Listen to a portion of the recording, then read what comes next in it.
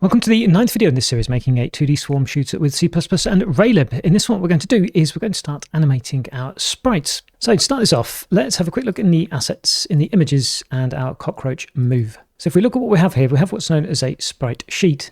And the intention with these, usually, is to play these in sequence, often looping round and round for a walking animation like this one. And the sheet itself is broken down then into what are known as frames. So in this one here, we have 8 frames. Each frame's usually exactly the same size, otherwise things become difficult. And we simply, each time we want to render, step through the frames according to the frame speed that we set. That's quite common with sprite sheets, not just to be horizontal, but I think the death one here, yeah, this is also with rows and columns as well. So when it comes to setting up our sprite to be animated, we just need to make sure that we can step horizontally and vertically through the frames, also in the correct order. And if you look at this, it goes from left to right, then down, left to right, down, left to right, and so on. So the way we'll do this is by enhancing our sprite with some parameters, and we'll set it up such that if we have just a single sprite like the player, it doesn't matter. Effectively, what we'll do is we'll say how many frames we have, so that'll be a frame count, a frame speed, so how many seconds a single frame lasts, and then we'll set up a vector of source rectangles. You'll see when the sprite's set up, we'll know the frame width and height we're going for, and we'll automatically split the sprite sheet up by that frame width and height, and we'll basically sample a load of rectangles and store those in these source rects. Then when we come to draw, we'll take the source rect at the index of current frame. So for the initial start of our cockroach, in this case, it'll be frame 0, so it'll draw this one here. Then, after 0.1 seconds has elapsed, it'll increment the index and it'll go here, and so on until it gets to the end, and then it'll loop back around to the start. So back inside our code, the starting point is inside the resourcekeys.hpp. Below the bullets here, I'm going to declare a new cockroach move. It's going to be a new key. Then they can go to the resource manager here, and we can take then our cockroach move here. And I'm going to go back into the assets. We need to make sure that we get exactly the same name here. So it's this one, cockroach-move.png. So I'll close those up, close you, and cockroachmove.png. So that should be loading up the resource for us. Then to test this out, let's make ourselves a test sprite as well. So we can go to the main.cpp. Then we'll scroll up here. I'll do this below the bullets, I think. So we can make ourselves a new sprite. We'll call this test sprite. We can initialize this then with our cockroach move, and then we'll set the frame width and the height to be 64, I think, if I remember correctly. To display this, we need a transform as well. So we'll make ourselves a transform 2D. We'll call this test transform. And we'll take the test transform dot and position, and we'll set that equal to, and we'll use what we have for the player here. So we'll take the map width and the map height, and then we can add 200.0 pixels. So it's off to the right-hand side of the player.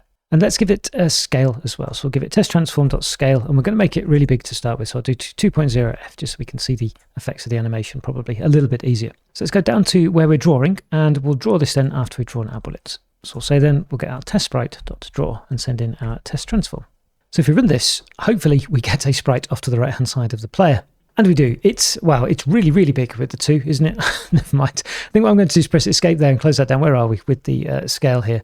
Let's make this a little bit smaller, maybe 1.4. Okay, that should do it. Just run that again. That was far too big, wasn't it? Okay, that's a little bit better.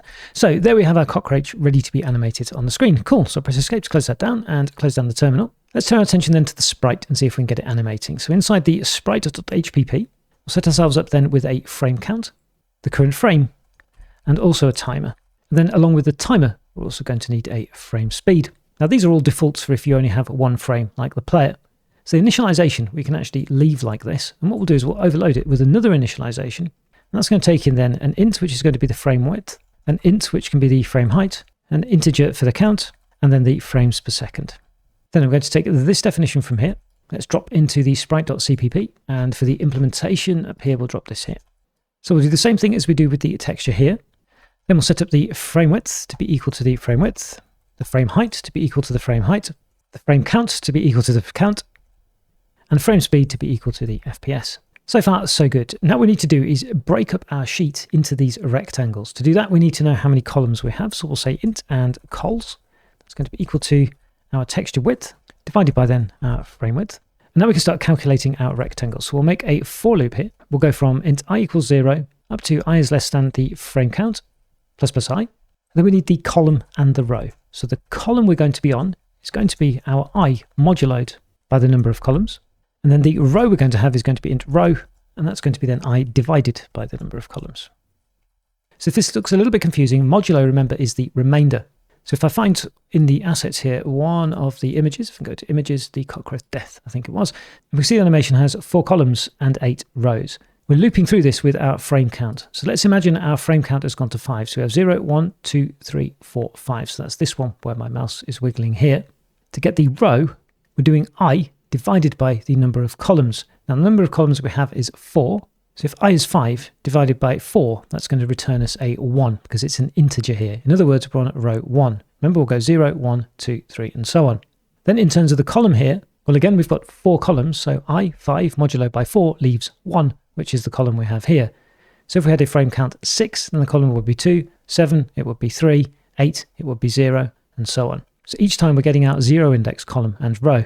With this done, what we can do is we can build ourselves a rectangle, which we'll call R. That's going to be equal to then, and we can initialize this then, and we're going to want our column multiplied by our frame width, and our row multiplied by our frame height. And these will need casting as floats. So that's the origin, and then we have our frame width and height. So now we're going to create a rectangle which represents the source rectangle in our texture for each of the frames in our sprite sheet. We need somewhere to put these though. I'll save this. Let's go back to the sprite.hpp. At the top here, let's include a vector because we're going to need that. And we can make ourselves then a vector down here. And we'll call this source rects. So in the sprite.cpp, we can do source rects dot and then push back R. And for a bit of logging here, what we can also do then is add a trace log in here as well. So we can double check that everything is actually looking okay. So I'll save that. What we can also do up here is we can clear out the source recs in case we're doing any reinitialization. And we can also reserve the memory as well. So we can do source recs and reserve, and that will then be our frame count. And then we can do the same thing on the existing initialization up here, which is just very single frame. We can clear the source recs. What we can also do is push back a rect into here as well. I'm going to grab this and push this back in here, and then we can initialize in place. So this is going to be 0.0f, 0.0f, and then a float of the frame width and the height, which we already have done here. So I'm going to copy these and paste these up here. Okay, so if we initialize a sprite without any of these details here, we get just a single frame basically with one source rect. Otherwise, we have all we need here to be able to animate through the sheet. And before we do the animation, I'd like to test that the initialization, everything, and the drawing therefore are working okay. So let's go into the main.cpp, and in the initialization here, let's add in our 64 by 64 by, and then we have 8 frames, and we're going to go at 8 frames a second. We don't need these anymore, so I'll delete those. But what we should be able to do now is run the program, so I'll press F5. And yes, good. We still see the cockroach on the screen and nothing is broken. That's the main thing we wanted to see.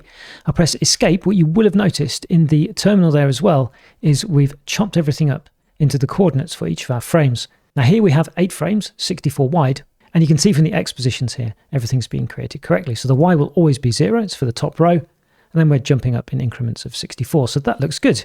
So I'll close down terminal. Now it's time to update with time. So let's go to the sprites.hpp. And we'll add ourselves a void update, which takes in our DT. And let's drop into the implementation, and we'll go down above the draw, I think. And then inside here, the first thing we'll do is we'll check whether the frame speed is less than or equal to 0.0f, or the frame count is less than or equal to 1. Because if it is, we have no animation or anything to do here. So we don't need to update the current frame. Otherwise, we get hold of our timer, plus equals and DT. And now we can see whether our timer's exceeded our frame. I was going to say frame duration there, but I've just realized up here, we've got frames per second, and we've called this. Right, I'm going to do a little bit of a name change on the fly here, actually, because I don't like the way I've named this. Let's go back to Sprite here, and where are we? Let's call this frame duration. I think that's a bit better. Then back to Sprite here, and we can say the frame duration is equal to, that's going to be 1.0 divided by the frames per second. Okay, that was confusing myself there with the original naming. Okay, so we can go down here now. And if the frame duration is less than this, then we can just return, otherwise increase delta time. Now we can look to say if our timer is greater than our frame duration, then we can set the timer to be equal to 0.0f. The current frame can increment, and then we can wrap around. So we can say that if the current frame is greater than the frame count, then the current frame is 0. Now one thing I do want to note here is it's not absolutely perfect, exact. So we're simply saying here, has the timer exceeded this duration? And we're not doing any then sort of compensation with the timer or anything like that inside here if we've gone a tiny fraction over. So it will mean over time, the animation now and again for a frame is very slightly different to what's planned, but it won't be noticeable at all in this game, but I did want to point it out. And then looking at this, let's have a quick look here. So if this value here was 0, we would have a little bit of a problem here, wouldn't we? So what we'll do is we'll say if the FPS here is greater than 0.0f, then what we'll do is we'll do this. Otherwise, we'll just put the value at 0.0f. And also, we should initialize this up here as well. Let's do frame duration is equal to 0.0f in the original init. Okay, so we're initializing with the basics here. We're initializing with the frame duration here. and all of our rectangles and things like that, which we've seen. The update is running okay as well. Draw, we need to do draw. So at the moment we're grabbing the source rectangle directly from 0 by 0 frame width and frame height. Instead of that, that can now just be our source rects, and that will be at the index then of our current frame. So if we run the application, hopefully now we have an animated cockroach on the screen. And we do. Excellent. Hopefully yours is as well. Good. That looks really nice as well. The animation, I really like these enemies. They've done such a good job. Okay, so escape to close that down and close down the terminal. Let's add a little bit more to this as well. Let's add a reset function to this, because it may well be, often with animations, that they stop, for example, in the middle of an animation, like an enemy might get blown up in the middle, and you need to reset it to start its animation from the beginning again. So we'll make a reset function here. And then going into the implementation, we'll do this, I think just above the update here, we can do reset, take the sprite. And when we reset, we want the timer to be equal to 0.0f and also the current frame to be equal to 0. In terms of visuals for us in our game, nothing will have changed. But one thing we can do now that we have an animated sprite is we can actually look at the bullet. If we look at the bullet, that's actually 2 frames here, which are animating. They're quite small in terms of their resolution. Nevertheless, there is a bit of animation here. Now, with our teeny tiny bullets as they are, we can't really see this. But if we open up the bullet.cpp and let's do some overriding. So the speed here that we're setting up in the activate, let's set that to 30.0f, so really, really small. And then the scale of this, let's set this to 2.0, for example. So very small and very large bullets. In the initialization, we can put in our frame width and height. So we'll do 32 by 17. Then we have 2 frames in total in that one. And we'll say do 5.0f, like this. Then we can delete this from here because we don't need it anymore. And then at the end of the activation, what we can do is get hold of our sprite, and we can actually invoke our reset. This is one use case where that would be good because we're reusing our bullets a lot. And then as we're doing inside the main.cpp with the cockroach, we also need to make sure that we draw this as well, or at least update the sprite inside the update so it updates the frame. So in the bullet update then, we'll get hold of the sprite and we'll do dot and update, sending in the delta time. So with the drum roll then, let's run this and see what we have. So we have our animated cockroach. Shoot. Yes. Okay, good. So we've got overly large, overly slow, but animated bullets on the screen as well.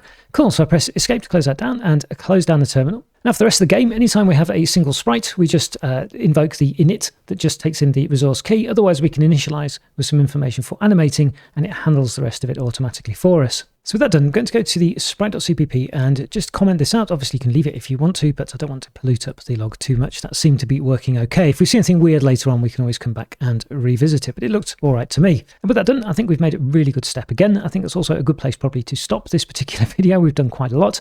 But it's great now that we can animate our sprites automatically. In the next video, what we're going to do is actually create our enemy class and see if we can get an enemy actually walking around and chasing us around the screen. But that's for the next one. For this one, thanks very, very much for watching. Comments, questions, welcome as always on YouTube, and I look forward to seeing you in the next one.